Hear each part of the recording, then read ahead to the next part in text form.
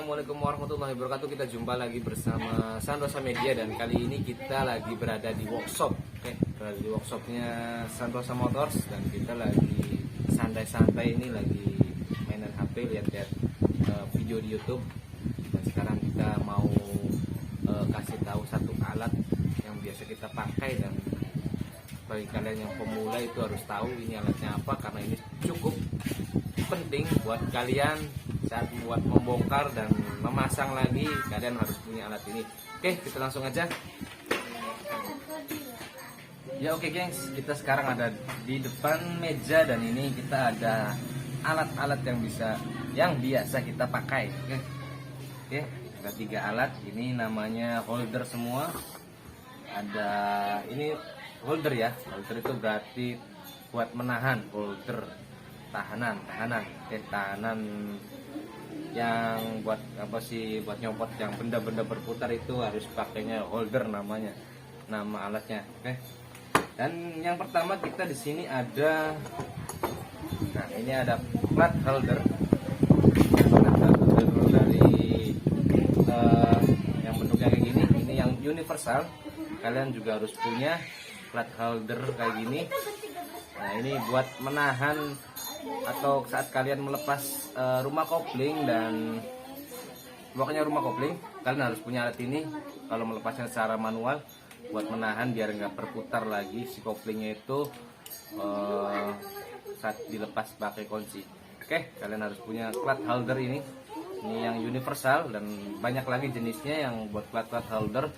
Nah, kebetulan gue ini punya yang universal yang kayak gini bentuknya. Seperti apa ya ini? Seperti hijau kita kayak gitu. Oke.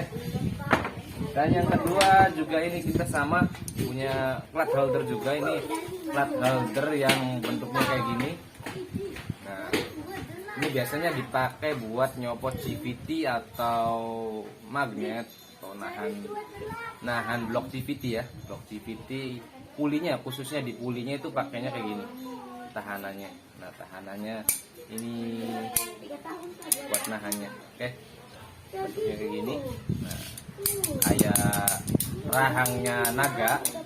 Oke, selanjutnya kita ada plat holder yang biasa umum kita pakai.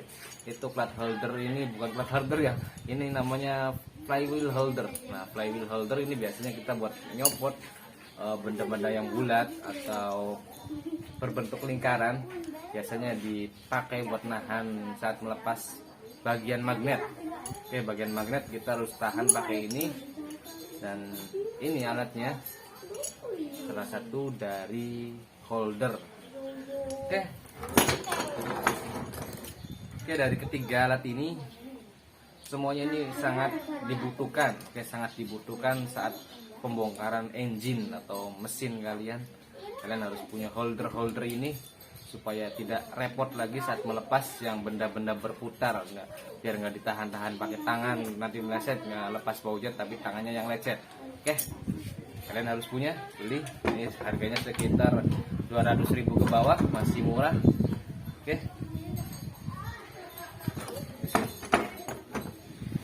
Iya oke gengs, tadi kita udah kasih tahu alat yang harus kalian punyai saat buat membongkar mesin dan melepas mesin atau memasang mesin.